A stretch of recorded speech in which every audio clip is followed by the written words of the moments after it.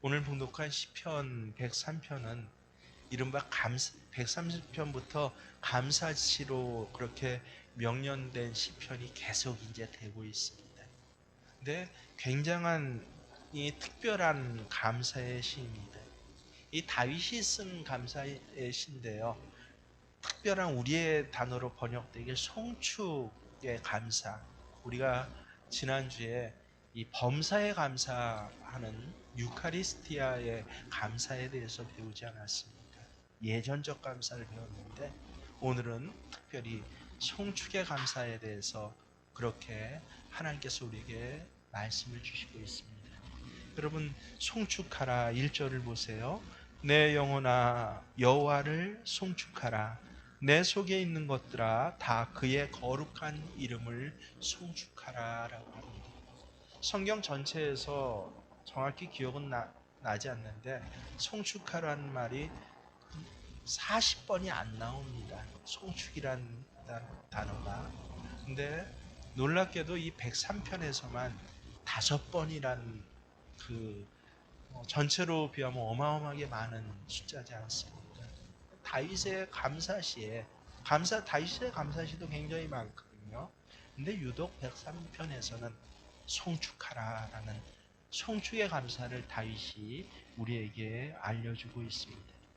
여러분, 저도 중학교 때 이 송축하라라는 단어를 처음 들었는데 그 뜻이 뭔지 애매모호했습니다. 여러분, 이 송축하라는 뜻이 무엇인지 정확하게 인지가 되십니까? 인지가 안 되셔야 됩니다. 그래야 제가 설교를 드릴 수 있습니다. 저도 신학교 들어가서 히브리어 성경 원어를 배우면서 겨우 이제 송축하라는 뜻을 알게 됐어요. 이 히브리어로 바라크입니다. 바라크. 이 송축하라, 이 바라크에는 우리나라 송축하라라는 말은 참 사실은 애매모호한데요. 그 감으로만 오지 않습니까? 찬양하라라는 뜻, 혹은 뭐 찬양하며 축복하라라는 그런 뜻으로 우리는 기억하는데 아니요, 두 가지 우리말로 두 가지 의미가 정확하게 합성된 단어가 바로 바라크입니다. 그래서 가장 기본적인 사전적인 의미가 뭔지 아십니까? 바라크, 꿇어 엎드리다라는 뜻이에요. 사전적으로. 그래서 이게 문맥상으로 번역될 때는 뭐가 되냐면 인정하다라는 뜻이 됩니다. 뭐 의미가 와닿죠. 인정합니다. 당신이 내 주인이십니다. 당신이 옳습니다. 당신이 승리자입니다. 그렇게 인정할 때 꿇어 엎드리지 않습니다. 그런 의미에서 이 바라크, 이 송축의 첫 번째 가지는 뜻이 바로 인정하다라고 하는 뜻입니다. 무엇을 인정합니까? 내게 주신 축복에 대해서 인정을 하는 것입니다. 그거를 망각하지 아니하고 인정하다. 그래서 인정하다라는 말은요, 똑같이 우리말로 다른 데서 뭐라고 번역되냐면요, 기억하다라는 말로 번역되기도 합니다. 여러분, 기억하다. 하나님이 내게 주신 축복을 인정하고 기억하는 것. 그게 바로 송축하다라고 하는 것의 첫 번째 뜻이에요.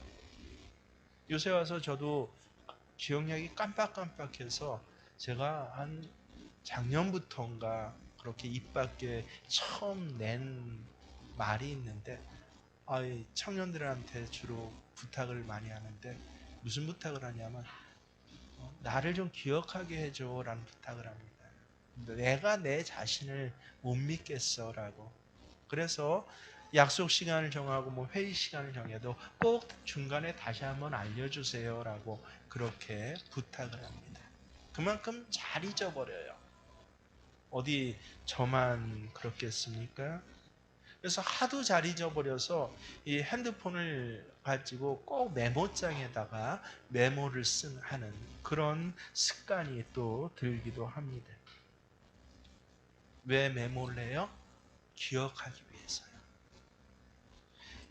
우리가 오늘 성찬식을 하는데 성찬식에는 두 가지 단어가 있습니다. 하나님께서 두 가지를 예수님이 직접 알려주시려고 이 성찬식을 하셨는데 첫 번째 단어가 뭔지 아세요? 이것을 통해서 나를 기념하라 라고 그렇게 번역했는데 그게 다른 게 아닙니다. 나를 기억하라 라고 하는 뜻입니다. 예수님의 최후의 만찬의 자리를 기억해라. 최후의 만찬의 자리가 어떤 자리입니까? 이제 이 만찬이 끝나고 예수님은 십자가를 지러 나가셔야 하는 것입니다. 그래서 주께서 나를 위해서 십자가에서 피 흘려 그렇게 내 죄를 사해 주셨습니다를 기억하는 자리, 그게 바로 이 최후의 만찬에 들어가 있는 두 가지 메시지 중에 첫 번째 것입니다. 여러분, 우리가 다른 것은 다 잊어도 좋고 망각해도 좋고 흐려져도 좋은데요, 예수님이 나를 위해서 저 십자가에 위해서 피 흘려서 죽으셨다라고, 예수님의 저 흘려진 보배로운 피로 인하여서 내 죄가 사해졌습니다라고 하는 그 사실만은 우리가 망각하지 말아야 합니다. 그것 하나만 기억해도 평생을 어떻게 할 수가 있어요? 송축할 수 있다라고 하는 것입니다. 그래서 송축하다라는 첫 번째 뜻이 뭐라고요? 인정하는 것이에요. 하나님이 내게 주신 여러 가지의 복들을, 축복들을 인정하는 것이에요. 제가 올해 너무 귀한 경험을 했는데, 또 저희 교회 함께 예배드리면서 제가 분명히 느낄 수 있습니다. 한 예배자도 저와 똑같은 경험을 했구나 하는 걸 느끼는데, 제 평생에 그 신앙생활하고 처음으로 이 찬양이 안 나왔어요. 뭐 심리적인 뭐 그런 것도 아니에요. 뭐 몸의 컨디션이 분명 안 좋긴 했지만 뭐 1년에 한 두 번 내지 세 번은 늘상 자리에 누울 정도로 이 감기 몸살에 걸리는 날들 살아왔는데도 한 번도 찬양을 못한 날이 없는데, 정말 한 일주일 가까이 찬양을 목소리가 안 나오는 거예요. 아니, 설교는 하는데 찬양이 안 나오는. 그래서 그걸 처음으로 경험하고 얼마나 기가 막혔는지 모릅니다. 그것도 새벽 기도 시간에 찬양을 부르는데 앞에서 새벽 기도 인도하는 목사가 찬양을 못하니 다른 분들이 어떻습니까? 그러니까 더 크게 느껴지는 것이에요. 그러고 나서 하나님 앞에 기도하기 시작했어요. 처음으로 하나님, 뭐요? 찬양이 나오게 해주세요. 찬양이 나오게 해주세요. 다행히 곧 이 목이 회복이 되어서 참 신비한 경험이었어요. 말은 그대로 하고 뭘 하는데 컨디션 때문이라고 치부하기에는 어떻게 내가 찬양을 못해.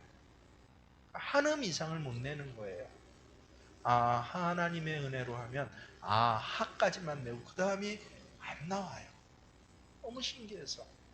근데 놀라운 것이 뭔지 아십니까? 그 다음에 제게 생긴 놀라운 감격과 변화가, 야, 내가 내 목소리로 찬송가를 부를 수 있다는 게 얼마나 큰 은혜인지를 몰랐던 것이에요.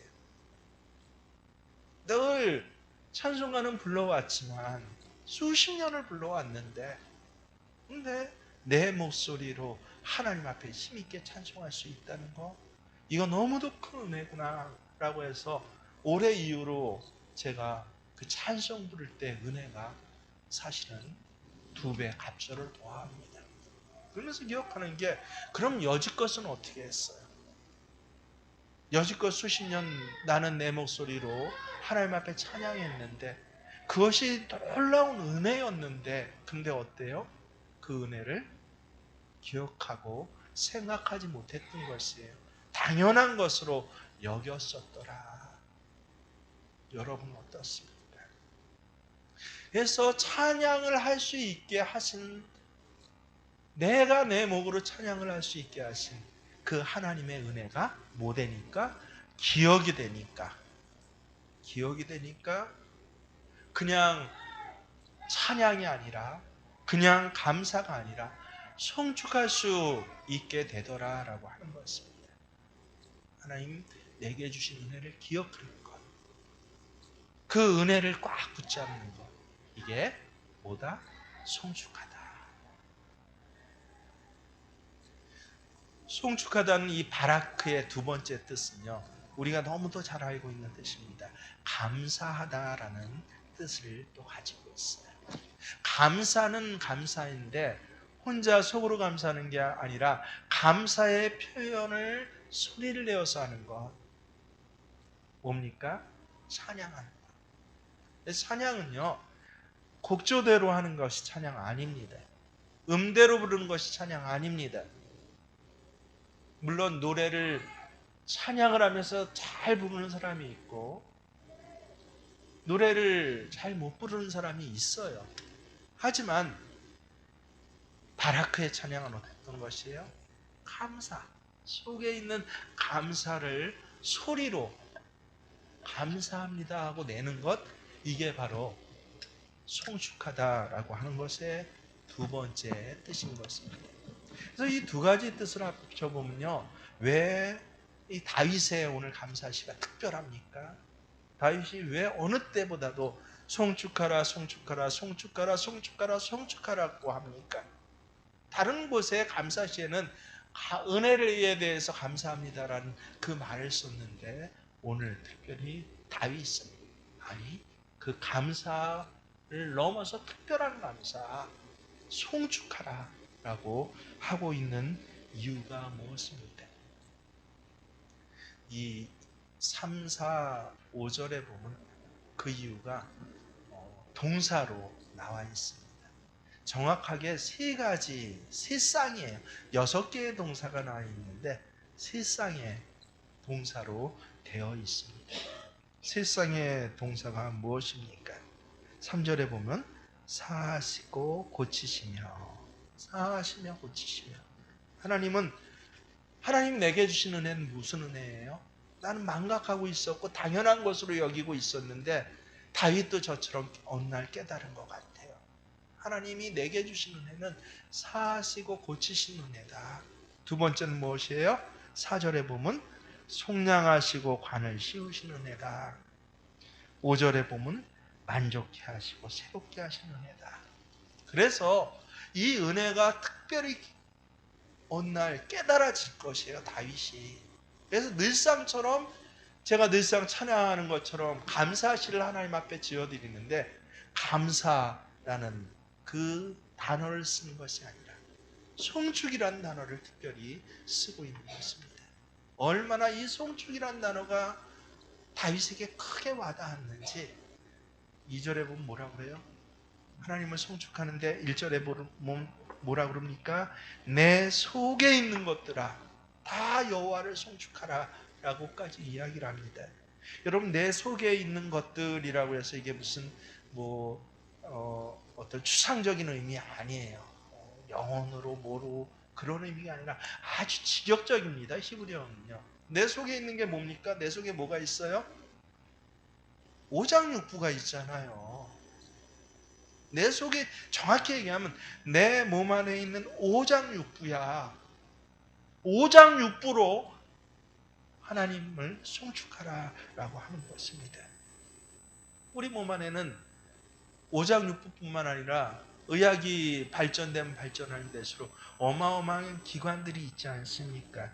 대표적으로 심장이 있고 콩팥이 있고 허파가 있습니다. 이런 기관들은 평소에는요, 노래하는 데는 절대 쓰이지 않아요. 소화를 시키고 숨을 쉬게 하고 피를 돌게 하고 또 독소를 해독하게 하는 그런 역할을 하는 게 우리 몸 안에 있는 속에 있는 그런 기관들 아닙니까? 그리고 노래는 뭘로 했어요? 찬양은요? 목으로 했어요. 성대의 떨림으로 그렇게 찬양을 했습니다. 근데 특별히 이날에는 목과 성대의 떨림으로 찬양하는 것이 아니라 내 속에 있는 오장육부조차 하나님을 찬양하라라고 그렇게 이야기하고 있는 것입니다. 도대체 이 하나님의 은혜가 무엇입니까? 사하시고 고치시는 은혜예요. 꼭 기억해 주십시오. 여러분, 여지껏 여러분에게 이 은혜가 없었던 것이 아니에요. 있는데 까먹었던 것이에요. 사하는 것은 죄를 사하시는 것입니다. 사하시고 병을 고쳐주셨어요. 여러분, 무엇이 먼저입니까? 죄사함이 먼저입니다. 그래서 하나님 자녀에게는, 우리 크리스찬들에게는요, 크리스찬들이 기억해야 하는, 또 기억하는 그 가장 본질적이고 첫 번째 은혜가 죄사함의 은혜입니다. 우리가 예수님을 나의 주인입니다 라고 고백할 때 죄사함의 이 은혜가 주어져요. 그 이 은혜를 받으면서 우리는 하나님의 자녀가 되는 것입니다. 이 은혜만 기억하고 붙잡을 수 있어도 평생을 감사할 수 있다라고 하는 것이에요. 여러분, 십자가를 보면서, 여러분 오늘 예배 전에 들어와서 저 십자가를 보셨나요? 무엇을 느끼셨습니까?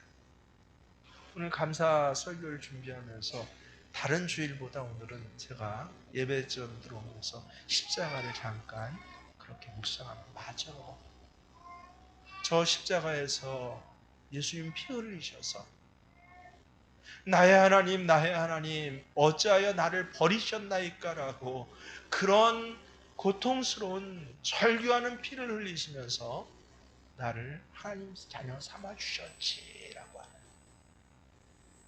이 죄사함의 은혜를 우리가 잊어서는 안 됩니다. 세상의 흐름이, 또 환경과 변화가 얼마나 많이, 또 얼마나 빠르게 변해갈지라도 우리가 꼭 붙잡아야 할 것이 바로 하나님 나를, 죄를 사해 주셨습니다. 죄를 사해 주신 하나님은요, 병도 고쳐 주셔요. 많은 경우에 제가 실제로 그렇게 고백합니다. 병은 죄악과 관련된 있다라고 하는 것이에요. 모든 병이 죄 때문은 분명히 아닙니다. 모든 병이 죄 때문에 일어나는 것은 아니지만 많은 경우에 죄 때문에 생깁니다. 그 대표적인 사례가 무엇이에요?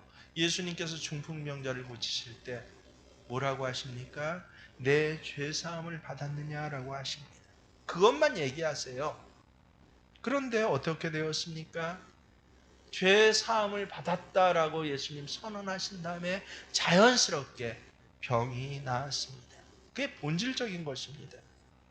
그래서 인간에게 있어서 가장 본질적인 필요는요, 병 고침이 아니에요. 그보다 더 중요한 것은 바로 죄사함입니다. 내가 죄를 사함받고 하나님과의 관계를 바르게 맺을 때, 그럴 때 육체도 건강해져요. 이런 육체의 건강을 뭐라 그래요? 죄사함받고 하나님과의 관계가 바르게 되면서 건강한 것, 이게 바로 강건함입니다. 여러분, 세상적인 육체의 건강은요, 젊었을 땐 건강하고 늙었을 땐 당연히 후패해집니다. 하지만 하나님 주신 강건함은요, 젊어서 강건할 뿐만 아니라 늙어서도 더욱더 강건하게 됩니다. 꼭 우리가 이것을 알아야 합니다. 우리의 육체는 영혼과 유기적으로 관련되어 있습니다. 내 죄사함의 은총을 깊게 경험할수록 육체의 모든 질병도 하나님께서 강건함으로 그렇게 치유해 주시고 고쳐 주십니다. 그걸 우리가 받았기 때문에 이 자리에 나와 있지 않습니까? 여러분, 육체 건강에서 하나님 앞에 안 있고 세상으로 달려가는 사람들을 얼마나 많습니까? 하지만 그 육체가 강건한 자는 강건할수록 하나님 앞에 더 나아서 깊게 엎드리고 하나님을 송축할 수 있는 것, 그게 바로 사하시고 고쳐주신 하나님을 꼭 기억하시기를 바랍니다. 뿐만 아니라 두 번째로 뭐라고 하셔요? 속량하시고 관을 씌워주셨다라고 합니다. 어디서 속량해요? 파멸해서 속량하시고, 구체적으로는 죽음의 위기에서 나를 구출해 주셨다라고 하는 것입니다. 삶을 살다 보면 우리가 얼마나 많은 구체적인 환경 안에서 위기를 겪습니까? 그 많은 위기 때마다 하나님께서는 우리를 구출해 주십니다. 뿐만 아니라 좀 더 적극적으로 구출해 하셨을 뿐만 아니라 관을 씌우셨다라고 합니다. 이 관을 씌우다는 우리 머리에 뭐 왕관, 면류관을 씌우다라고 하는데 아니에요. 성경 원래의 뜻은 둘러싸다라고 하는 것입니다. 그게 첫 번째 뜻이에요. 이 둘러싸다를 의역해서 이 두 번째 뜻으로 사전적으로 머리에 관을 씌우다로 그렇게 번역이 되는 것입니다. 무엇으로 둘러쌉니까? 인자와 긍휼로 둘러싸십니다. 아주 신실하신 사랑, 한 번 약속하시면 꼭 지켜주시는 사랑, 이게 바로 헤세드의 사랑이에요. 그리고 긍휼이 무엇이에요? 나를 불쌍히 여겨주세요. 어미가 자식을 불쌍히 여긴다 같이 해서 이 긍휼의 원래 뜻은 무엇이에요? 라헬이죠. 원래 뜻이 뭐예요? 여인의 자궁이에요. 놀랍게도 긍휼의 원래 뜻이 하나님의 자궁이라는 뜻입니다. 기가 막히죠. 성경 말씀을 알면 알수록 야, 하나님이 나를 이렇게 둘러싸고 계셔요. 난 몰랐어요. 저 사람 사고 나가는 걸 보면서 안 됐다. 졸았나 보다 한데 나 사고 안 나는 건 당연했어요. 여러분 당연합니까? 아니요. 파멸로부터 나는 몰랐는데 하나님 나를 지키셨습니다. 얼마나 기가 막힌 은혜가. 그래서 오늘 교회 오실 때 어떻게 오셨습니까? 차 타고 오셨습니까? 무사히 오셨습니까? 야, 사고 안 난 게 당연합니까? 아니에요. 하나님 나를 파멸로부터 그 언제나처럼 나를 속량해 주셨어요. 그게 기억이 나고 그게 인정되는 것. 이게 송축이에요.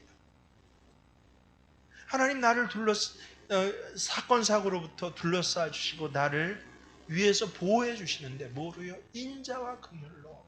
인자 무슨 뜻이에요? 나는 약속을 어겼어요.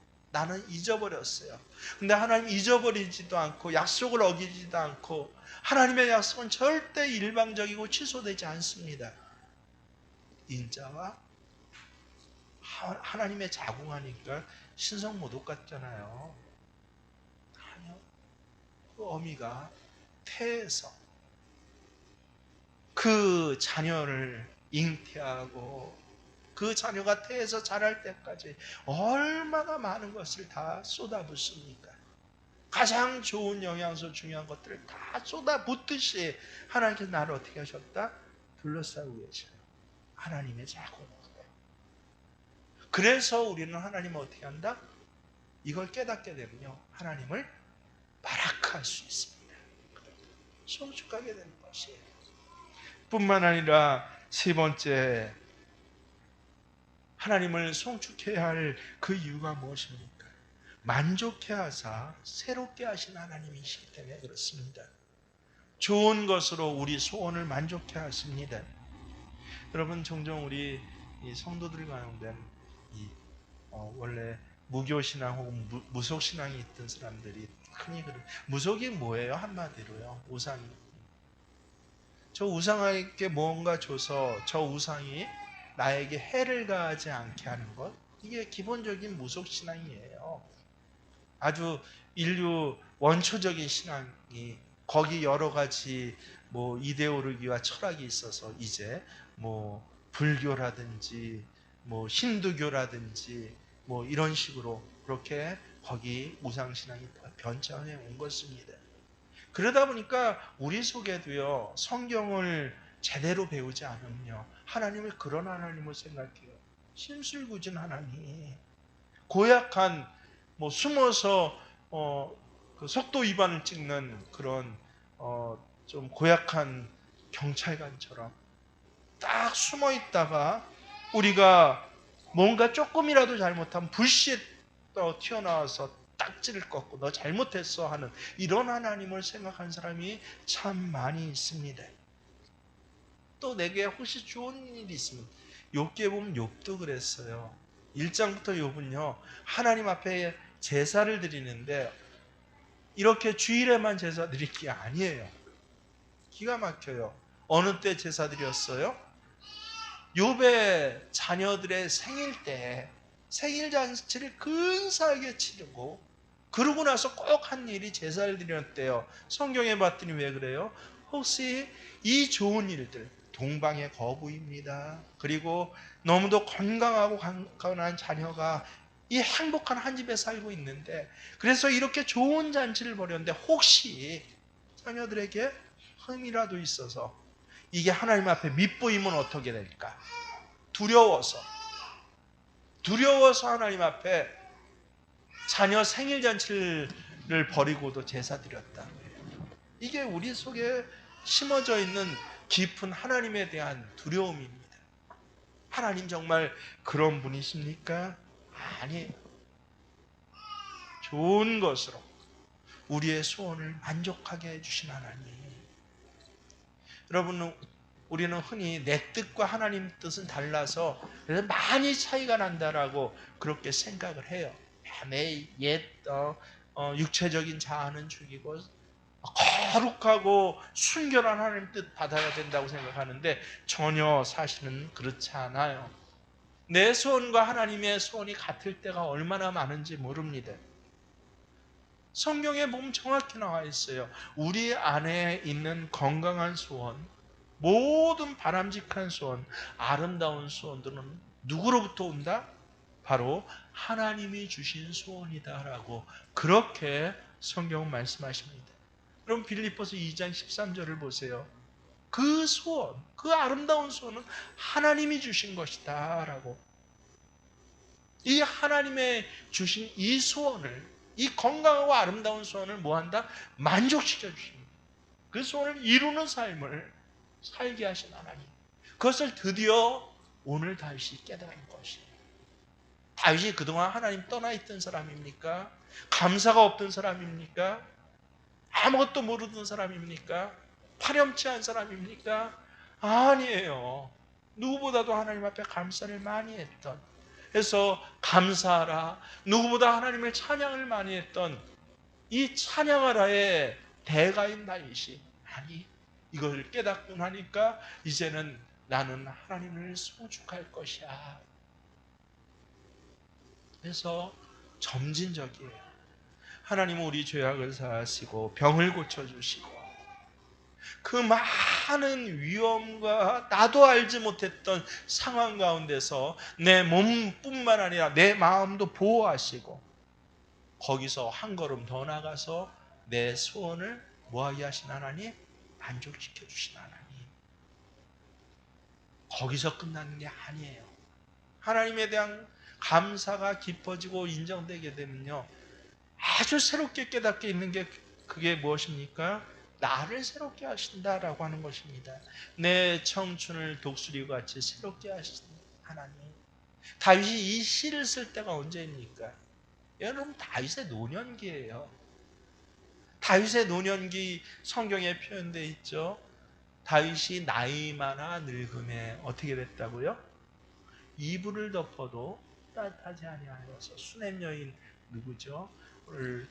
동료로 그렇게 같이 침상에서 난로 같이 껴안고 자야 할 정도로 나이 많아 늙음에 그때 하나님 앞에 송축하라고 하는데 놀랍게도 내 청춘이에요. 내 청춘을 독수리같이 새롭게 하시는 거다. 얼마나 기가 막힌지 모릅니다. 늙으면 죽어야 돼. 여기 아파 저기 아파라고 하는데 여러분 인생의 마지막 위기가 바로 늙어간다는 것이에요. 늙음에 대한 공포와 두려움이 모든 사람에게는 있습니다. 다윗에게도 있었어요. 근데 어느 날 하나님이 나를 새롭게 하신다는 걸 깨달았습니다. 늙었는데 네 청춘이라고 해요. 무슨 뜻입니까? 여기 독수리같이 새롭게 하신다는 여기에 의미가 있어요. 여러분, 독수리의 특성이 두 가지가 있는데요. 시간상 한 가지만 정확히 오늘 본문하고 말씀드리면요, 성경적 의미에서 독수리는 꼭 늙어서 죽지 않는다고 해요. 이건 현재 동물학자들의 이 연구에서도 정확히 검증된 일입니다. 늙어 죽는 독수리는 없대요. 늙음이 독수리의 직접적인 죽음의 원인이 아니라 독수리가 죽는 건 부리가 길어져서 죽는다고 합니다. 그러니까 독수리, 나는 독수리, 이 독수리의 청춘을 최후까지 보존하고 있는 이 이유는 무엇이에요? 늙지 않아서가 아니라 뿌리가 길어지지 않고 발톱이 휘어지지 않아서예요. 그래서 예전에 예화로 많이 드는데 독수리가 40년 정도를 70년 정도를 사는데 40년 정도 때는요. 근데 제가 이거 확인을 안 해봐갖고 요새는 확인을 꼭 해야 되는 말씀을 드리는데 상식적으로 알고 있는 겁니다. 70년을 독수리가 사는데 40년 정도 때 육체적으로 완전히 노쇠한다고 해요. 근데 어떻게 70년을 삽니까? 많은 독수리들이 40년 정도 지나면 육체적으로 노쇠하는 것이 무엇입니까? 부리가 길어지고 그리고 휘어져요. 발톱이 안으로 굽고 길어집니다. 놀랍게도 이 독수리는 이 길어지고 힘없어진 부리를 갖다가 바위에 쳐서 띄어낸다고 합니다. 얼마나 아프겠습니까?